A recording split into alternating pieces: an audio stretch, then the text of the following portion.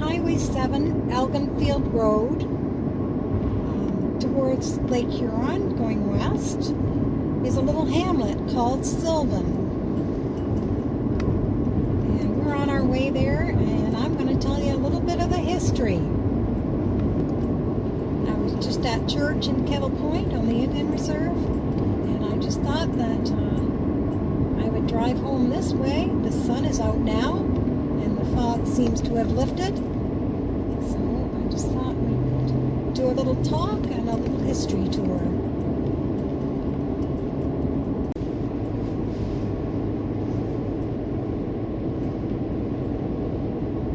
So we're coming up to the village or hamlet of Sylvan right now. There is still a sign here. It's right there.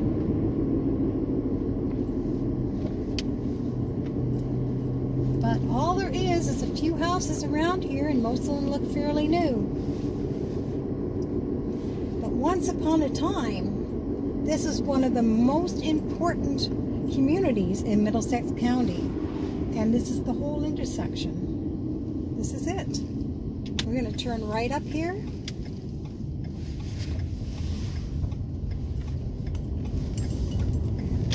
Let's see what else is up here. The first industry was a sawmill, which was built by Robert Burns and Sanford Eastman.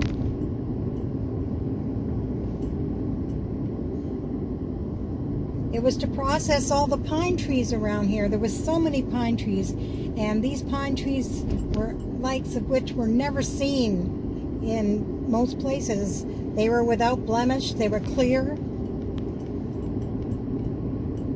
and they were so big you could cut boards 3 feet wide.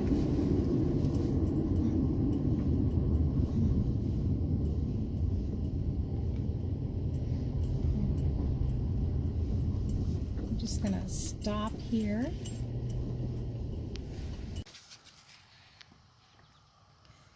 The largest pine cut was 7 feet 4 inches in diameter, and 3 of its branches yielded 3,000 feet of lumber each. Sanford sold his share to Reuben Proctor, and by 1862 Burns and Proctor owned most of the land on the west side of the main intersection.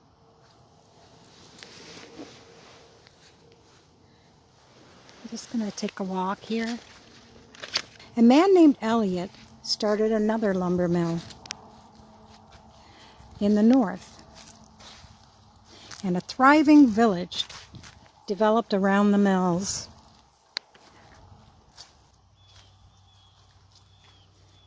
In 1854, a post office named Burns Mill opened, with Robert Burns in charge.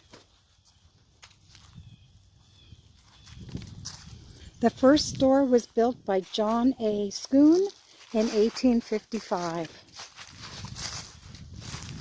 And it was the first general store in West Williams. The name was changed to Sylvan in 1855.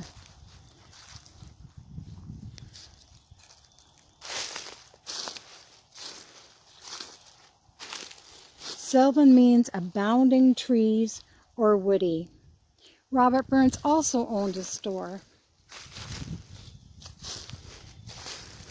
By 1864, there was 46 businesses in this village.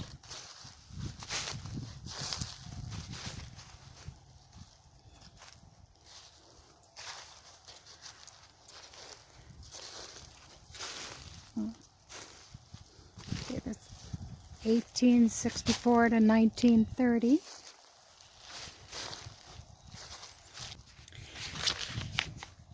These 46 industries or businesses included 3 doctors, and one of them was also a jeweler, 5 carpenters, 3 blacksmiths, 3 weavers,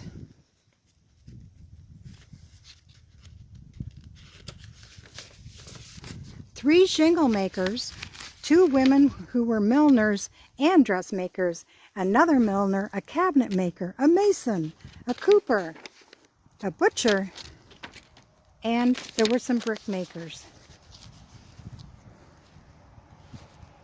Here's some other older ones. We're in the olden section now. John Bullock died in 1884, age 63. Native of, no, that's Norfolk, England.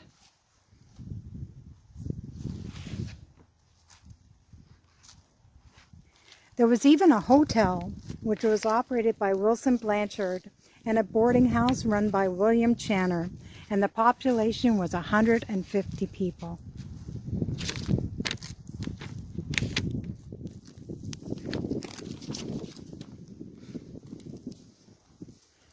Let's see, there's some older ones here. No, it's hard to read that one. I can't read that one. But these are some of the older gravestones.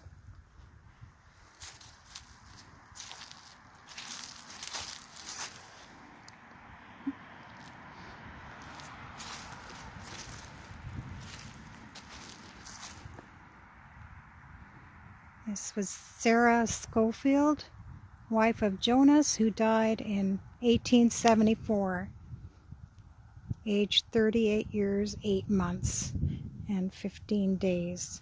So she would have been alive in the start of this village. Look at some of these. They are really old.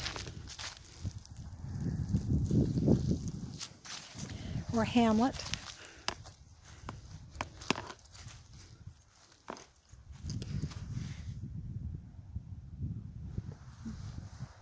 I was hoping to find some of the gravestones of the people who had the first businesses, but there's so many that I can't even read.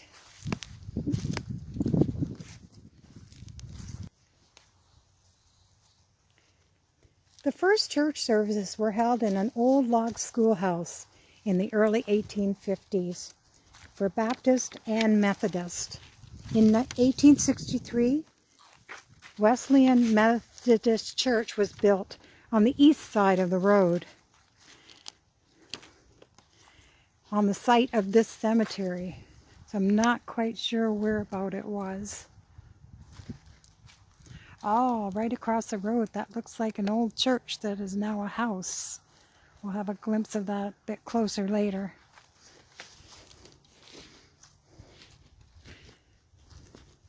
And a new Methodist church was built in 1914. That might be 1914 one.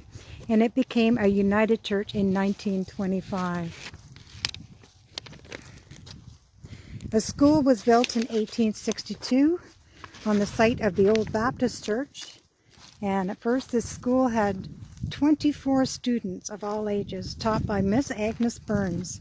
It measured 20 feet by 26 feet. And by 1868, the number of pupils had grown to 47. But as the lumber depleted, there was not enough work at the mills. So after the mills closed, so did all the other businesses one by one. Sylvan was also bypassed by the Grand Trunk Railway, which went through Thetford and Park Hill. Instead, a few businesses remained into the 20th century, but with the automobile, people drove to larger communities. The post office closed in 1914. In 1990, Sylvan Publishing tried to start a weekly newspaper, The Winover, but it did not last. And the book peddler, which I used to visit, it closed in the early 21st century. And now there's really no businesses in Sylvan. And what's left is this graveyard. I just thought it was quite interesting that at one time this was such a booming little village or hamlet.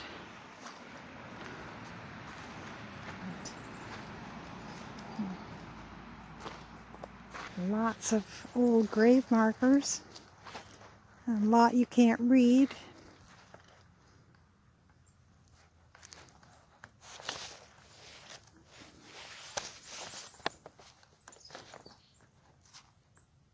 So if you ever drive this way toward Lake Huron, and past this little hamlet, now you'll know that once it was a thriving community. One of the most thriving communities in Middlesex County. I think that's one of the old churches. Now it's a house.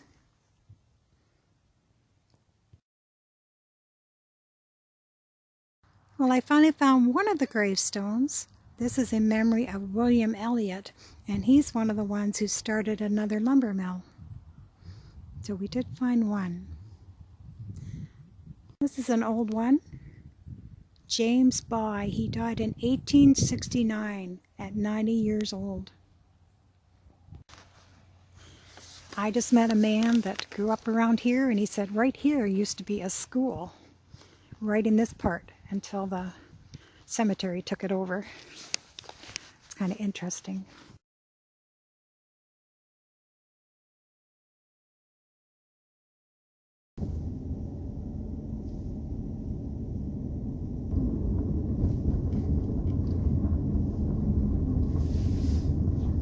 Right there is where the book peddler was. The last business that I went to in Sylvan. Actually, it's pretty well the last business there was.